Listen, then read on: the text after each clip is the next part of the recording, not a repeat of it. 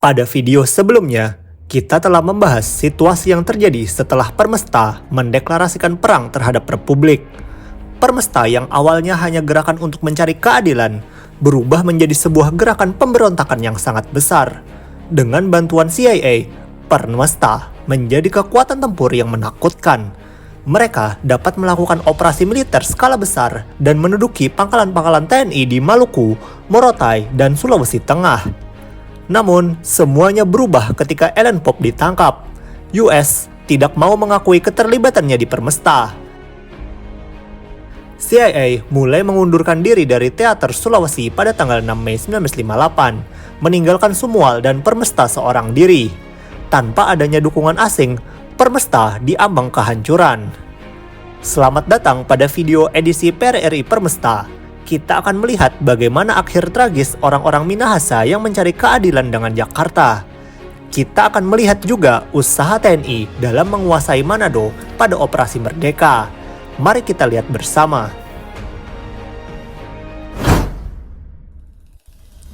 Dalam video sebelumnya, Permesta telah menyelesaikan Operasi Jakarta I yang berhasil merebut Morotai dan Halmahera dari tangan TNI. Keberhasilan ini disokong oleh hadirnya Angkatan Udara Revolusioner yang dipiloti oleh orang-orang CIA. AUREF juga melakukan serangan-serangan secara konsisten terhadap pangkalan-pangkalan TNI yang berada di Sulawesi dan sekitarnya. Pengeboman Makassar, Kendari, Balikpapan, hingga Ambon membuat kekuatan TNI di wilayah Indonesia Timur lumpuh untuk sementara waktu. Sehingga Nasution saat itu menarik seluruh aset TNI keluar dari jangkauan pesawat bomber CIA. Oleh karena itu, setelah tenggelamnya RI Hang Tuah di Balikpapan, AUREF hampir tak ada lagi menemukan sasaran empuk alutsista TNI yang dapat dibinasakan. Karena Nasution telah menarik seluruh armadanya menjauh. Nasution memusatkan kekuatannya di luar jangkauan AUREF. Basis Angkatan Udara Republik tidak lagi bertempat di Makassar, namun jauh di lapangan udara Mandai Banjarmasin. Pangkalan Laut Armada Timur juga sementara dipindahkan dari Balikpapan ke Tanjung Perak, Surabaya. Kota Makassar mulai dibuatkan pertahanan dan dilindungi oleh seluruh divisi ke-14 Hasanuddin. Di kota Ambon juga sama, divisi ke-15 Patimura mulai dipersenjatai dengan banyak pertahanan udara karena intensitas AUREF di kota itu sangat tinggi. Nasution menyadari strategi Sumual. Oleh karena itu, ia membuat garis lingkar pertahanan yang kokoh terlebih dahulu untuk bisa menahan laju kekuatan Permesta. Di pihak Sumual, setelah kemenangan di Balikpapan, AUREF sangat percaya diri untuk terus melakukan perlawanan terhadap TNI. Mereka kemudian secara rutin mengebom Palu, Makassar, Kendari, dan wilayah Sulawesi lainnya. Namun Sumual dan CIA menyadari sesuatu. AUREF tidak pernah lagi mendapatkan mangsa empuk sejak tenggelamnya RI Hang Tuah. AUREF menjadi tidak efektif karena mangsa telah menjauh dari jangkauan. Dan disinilah ketidaksabaran menimbulkan bencana. Karena tidak ada lagi aset yang dapat dihancurkan, AUREF dengan berani memulai pengeboman besar-besaran di kota Ambon pada bulan Mei 1958. Kota Ambon waktu itu merupakan kota terbesar di timur yang masih aktif melakukan perdagangan internasional. Namun tanpa disadari, AUREF, kota Ambon merupakan salah satu kota yang diperkuat pertahanannya oleh Nasution. Selain itu, sehari sebelum Ellen Pope ditangkap, Armada ke-21 telah berlayar menuju Ambon untuk bisa mempersiapkan serangan ke Morotai. Timing yang tepat dari TNI ini membuat pesawat Ellen Pope berhasil ditembak jatuh di atas perairan Ambon. Untuk detail Ellen Pope ditembak jatuh, Mimin telah membuat videonya kemarin. Jangan lupa ditonton ya. Tertembaknya Ellen Pope berbarengan dengan dilaksanakannya Operasi Jakarta II. Sumual mengerahkan pasukan Permesta menuju Palu dan Donggala. Permesta gagal menguasai penuh daerah Palu, namun memperoleh kemajuan dengan menguasai penuh leher Pulau Sulawesi. Dengan ini, Operasi Jakarta II pun berakhir. Namun Permesta telah tamat. Tertangkapnya Ellen Pope membuat CIA harus cuci tangan secepat mungkin. Agen-agen CIA yang berada di Manado seperti Belly mulai menarik diri ke Filipina 3 hari setelah jatuhnya pesawat Ellen. Sebenarnya, waktu itu CIA belum mengetahui kalau Ellen ditangkap. Mereka mengira Ellen mati dalam prosesnya. CIA terkejut setelah mengetahui bahwa Jakarta berhasil membawa pulang hidup-hidup agen mereka. Momentum ini dimanfaatkan Nasution untuk memulai operasinya menumpas Permesta. Nasution merencanakan Operasi Merdeka untuk bisa mengalahkan Sumual. Operasi Merdeka akan dilakukan dengan mendaratkan pasukan marinir secara besar-besaran di pusat kekuatan Permesta. Sebelum memulai pendaratan, Auri terlebih dahulu akan melakukan pengaboman simultan terhadap lapangan udara Mapanget. Tujuannya menetralisir segala bentuk kekuatan udara Auref yang masih tersisa. Pengaboman ini akan diberi sandi Operasi Nunusaku. Dalam mempersiapkannya, TNI telah menyiapkan P-51 Mustang, B-26 Invader, dan PBY Catalina. Kebanyakan berasal dari Skadron Udara 3 dan 11. Setelah melakukan pengaboman simultan, marinir dipersiapkan untuk menduduki kembali Maluku. Satuan Tugas Amfibi ke-21 pimpinan Letkol KKO Peters akan bergerak menuju Halmahera dengan armada berisi 7 kapal perang. Sandi pendaratan ini disebut Operasi Mena 1. Setelah menghancurkan basis musuh di sana, Operasi Mena 2 pun akan diaktifkan. Setengah dari Satuan 21 akan berlayar kembali menuju Morotai. Operasi Mena 2 akan dipimpin oleh Letkol KKO HW Huholt. Operasi Mena merupakan pembuka serangan dari operasi yang lebih besar, karena Nasution harus membuka banyak front sekaligus untuk bisa mengalahkan Permesta secara singkat. Setelah Halmahera dikuasai, TNI lalu melancarkan Operasi Sapta Marga. Operasi Sapta Marga akan dibagi menjadi 4 tahap. Operasi Sapta Marga 1 akan diluncurkan TNI dengan menyerang basis Permesta di Palu dan wilayah sekitarnya. Batalion-batalion dari Divisi ke-14 Hasanuddin dan Divisi ke-5 Brawijaya akan dikerahkan untuk bisa mengemban operasi ini. Divisi ke-5 dan ke-14 dipimpin oleh Letkol Sumarsono. Setelah menguasai Palu, Batalion ke-512 Brawijaya dan Batalion ke-715 Hasanuddin akan melakukan pendaratan di lepas pantai kota Gorontalo. TNI berencana untuk bisa memotong wilayah Permesta secara cepat agar unit mereka yang telah mundur dari Palu tak bisa kembali ke Manado. Sapta Marga 2 akan dipimpin oleh Mayor Agus Prasmono. Selanjutnya, TNI juga akan melakukan infiltrasi ke ibu kota Permesta, yaitu Manado. Operasi penyusupan ini diberi sandi Operasi Sapta Marga 3. Tujuannya adalah menguasai wilayah seperti Pulau Sangihe, Talaut, dan Bandara Mapanget. Mapanget harus dikuasai agar tak ada bala bantuan udara dari CIA yang bisa diberikan jika sewaktu-waktu mereka akan kembali. Dan yang terakhir, ada Operasi Sapta Marga 4. Rencana pendaratan besar-besaran TNI untuk menyerbu Sulawesi Utara. TNI akan mendarat di Kema dengan 17 armada kapal. Unit yang diangkut sebanyak 16 batalion yang berasal dari Divisi kedua Sliwangi, Divisi keempat Diponegoro, Divisi kelima Brawijaya, dan sisa-sisa Divisi ke-14 Hasanuddin. Pendaratan besar ini akan dipimpin oleh Letkol Infanteri Rukmino Hedradiningrat. Seluruh operasi TNI untuk menumpas Permesta akan digabung menjadi sandi Operasi 17 Agustus atau Operasi Merdeka. Nasution yakin Permesta akan cepat ditumbangkan dengan taktik TNI yang membuka seluruh front di wilayah kekuasaan Permesta. Selain itu, TNI akan dipersiapkan untuk perang gerilya setelahnya. Ini merupakan hal yang sangat penting karena sudah pasti musuh akan menggunakan medan Sulawesi yang terjal untuk melanjutkan perlawanan. Tanggal 15 Mei 1958, TNI mulai melakukan ofensifnya. Armada Udara Auri melancarkan Operasi Nunusaku. Lapangan udara Mapanget dibombardir habis-habisan selama sehari penuh. Hasilnya, hampir seluruh armada Auref dihancurkan saat berada di tanah. PBY Catalina, bomber B-26, hingga P-51 Mustang semuanya digilas pembom TNI. Yang selamat dari pengaboman tersebut hanya ada satu P-51 dan satu B-26. Auri sendiri bukan tanpa korban. Tanggal 15 Juni, Permesta berhasil menembak jatuh 2 P-51 Auri. Namun Auref benar-benar lumpuh dan tak mampu melawan dominasi udara Auri. Nunusaku berhasil dilaksanakan. Sekarang giliran Operasi Mena 1. Peters bertolak dari Ambon pada tanggal 17 Mei. Ia membawa armada yang sangat besar, merebut Jailolo Halmahera. TNI mendarat di Jailolo pada tanggal 18 Mei dan segera menghadapi perlawanan oleh sekitar 1 batalion Permesta. Walaupun kalah jumlah, Permesta tetap mempertahankan posisi mereka di Jailolo. Pertempuran menjadi buntu dan kedua pihak mulai banyak menimbulkan korban jiwa.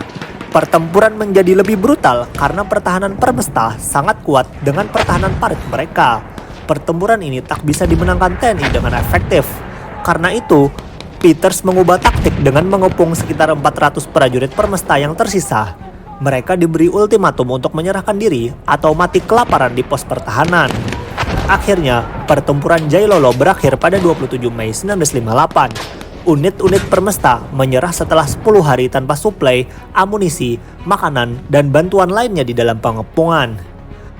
Operasi Mena II, pimpinan Huholtz, dimulai pada 18 Mei 1958. Armada ke-21 ini lebih banyak mendapat hambatan karena diganggu oleh Ellen Pope selama di perjalanannya. Mereka harus menembakinya, menangkapnya di pulau, dan menyeretnya ke kapal dan memenjarakannya ke Jakarta.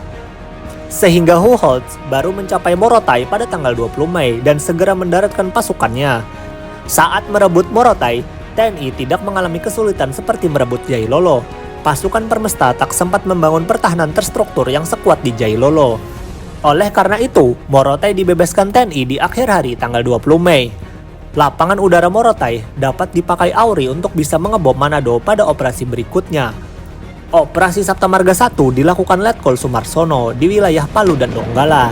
Ia berhasil merebut Palu pada tanggal 1 April 1958. Setelah pertempuran di Palu, ia terus merangsek ke atas leher Sumatera.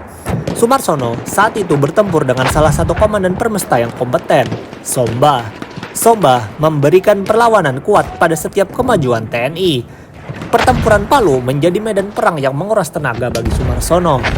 Ia bukan komandan yang kolot. Ia mundur sementara waktu dari Palu untuk bisa menjaga momentum pertempuran. Ini adalah rencana Somba untuk bisa melakukan serangan balik. Namun rencana serangan balik ini gagal berkat adanya Operasi Saptamarga II.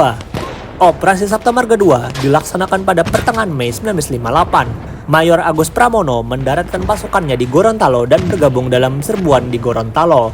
Dengan ini, wilayah Permesta praktis terbelah menjadi dua. Somba yang putus asa kemudian menarik mundur seluruh pasukan Permesta yang berada di leher Sulawesi kembali menuju Manado. Somba kali ini harus menyelinap di wilayah kekuasaan TNI. Perjalanan ini memakan waktu 2 bulan dan pasukannya banyak yang menjadi korban, baik akibat penyakit ataupun akibat serangan-serangan TNI selama di perjalanan. Selanjutnya, Operasi Saptamarga III dilakukan oleh pasukan khusus RPKAD mendarat di Kepulauan Sangihe dan Talaut. Pulau itu akan dijadikan pijakan TNI untuk bisa menyerbu Manado. Pasukan RPKAD lainnya juga mendarat di utara Manado untuk bisa merebut Mapanget. Seluruh operasi pendukung TNI telah dilaksanakan dengan baik. Kini, Armada Tugas ke-25 berangkat menuju Kema untuk mendaratkan pasukan utama. Kala itu, pusat kekuatan Permesta telah diperkuat Sumual dengan pertahanan berlapis. Manado harus sebisa mungkin dipertahankan. Pada tanggal 16 Juni, Operasi Saptamarga IV pun dimulai. Armada Aleri mulai membombardir Kema secara intens. Mereka menembakkan seluruh artileri kapal yang mereka punya.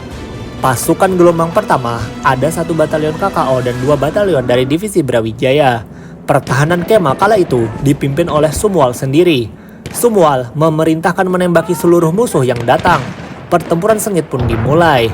Kema menjadi medan perang seperti di pantai Omaha. Setiap meter tanah yang ingin dikuasai TNI harus dibayar dengan korban jiwa yang begitu besar. Beberapa jam setelah pertempuran, Sumual terkena ledakan mortar TNI. Ia dan pasukannya pun harus meninggalkan Kema dan membuat pertahanan di sepanjang jalan menuju Manado. Walaupun pertahanan pasukan Permesta bisa diatasi oleh pasukan TNI pada saat pendaratan, namun perlawanan yang dilakukan di jalan menuju Manado lebih sengit. Pasukan Permesta melawan TNI dengan senapan mesin berat. Perlawanan ini memperlambat gerak TNI untuk mencapai Manado. Hal yang sama terjadi dengan pasukan RPKAD dan infanteri yang bergerak ke Manado dari utara. Tambahan pasukan mendarat di Wori di utara Manado pada tanggal 21 dan 24 untuk mendukung pasukan TNI yang sudah ada. Keadaan ini juga memaksa pimpinan operasi TNI untuk memfokuskan semua pasukannya merebut Manado daripada rencana semula, di mana sebagian pasukan akan langsung bergerak ke Tondano dan Tomohon. TNI baru bisa mencapai Manado setelah 8 hari bertempur untuk memaksa Permesta masuk ke ibu kota mereka. Tanggal 24 Juni 1958, Waro menginstruksikan pengevakuasian kota Manado, di mana markas Permesta pindah ke Tomohon. 2 hari kemudian barulah pasukan TNI bisa memasuki kota Manado tanpa perlawanan karena pasukan Permesta sudah meninggalkan kota tersebut. Manado berhasil dibebaskan sepenuhnya pada 26 Juni 1958. Dengan jatuhnya Manado, Pimpinan Permesta mengubah siasat perlawanan mereka menjadi perlawanan gerilya. Kemenangan di Manado bukan akhir bagi TNI. Mereka harus melakukan pertempuran lanjutan ke pegunungan menuju kota Tondano. Kota Tondano berhasil dikuasai TNI setelah sebulan bertempur. Dan kota Tomohon, kota terbesar terakhir Permesta, juga jatuh ke tangan TNI 1 bulan berikutnya. Walaupun kota terbesar mereka direbut, Sumual, Waro, dan Kewilarang tetap melakukan perlawanan di daerah-daerah pelosok dan pegunungan. Perlawanan mereka bisa dibilang masih cukup kuat untuk membuat TNI repot. Maka dari itu, perang kontra gerilya masih dilakukan TNI hingga tahun 1962. Bahkan, Permesta mengadakan serangan besar-besaran ke Tondano, Tomohon, dan Manado pada tanggal 17 hingga 19 Februari 1959. Serbuan ini direncanakan Sumual sebagai operasi Jakarta spesial. Namun serangan ini menjadi bencana karena tidak dikoordinasikan dengan baik. Alhasil, lebih dari 100 milisi Permesta tewas dimusnahkan TNI. Sejak saat itu, Permesta tak lagi sama. Medan gunung yang terjal dan perbedaan pendapat di kalangan pimpinan mulai membuat Permesta mengalami keretakan. Puncaknya, Letkol Jakob Waru dibunuh oleh sesama pimpinan Permesta karena adanya konflik internal. Setelah perang yang berlarut-larut hingga 3 tahun, Permesta akhirnya meminta tawaran damai. Pertemuan pertama antara Permesta dan TNI di meja perundingan terjadi pada tanggal 15 Maret 1960. Topik-topik pembahasan penting yang disampaikan dari kubu Permesta termasuk otonomi daerah, apa yang akan dilakukan dengan pasukan setelah persetujuan ditetapkan, dan apa yang akan dilakukan tentang situasi komunisme di Indonesia. Pemerintah pusat menjawab hal itu dengan baik. Pada bulan Maret 1960, sebuah instruksi presiden mengumumkan dibaginya Provinsi Sulawesi menjadi 2. Salah satunya adalah Provinsi Sulawesi Utara dan Tengah dengan ibu kota Manado. Selain itu, Nasution juga menyampaikan simpatinya kepada Permesta bahwa ia dan TNI juga akan mengekang komunisme di Indonesia. Dan pada tanggal 12 Mei 1961, pasukan Permesta sebagian besar menyerahkan diri mereka. Sumual selaku Panglima Perang Permesta menyerah pada Oktober 1961. Orang-orang Permesta mendapatkan amnesti dan abolisi langsung oleh Presiden Soekarno. Mereka dimaafkan negara karena niat awal mereka memberontak bukan karena benci terhadap Ibu Pertiwi, tetapi ingin Indonesia menjadi negara yang lebih baik. Itulah dia akhir dari gerakan Permesta. History Lovers akan terus membuat seri-seri sejarah Indonesia lainnya pada video berikutnya. Oleh karena itu, jangan lupa subscribe, like, komen, dan share video ini. Semoga konten ini bermanfaat. Terima kasih dan sampai jumpa.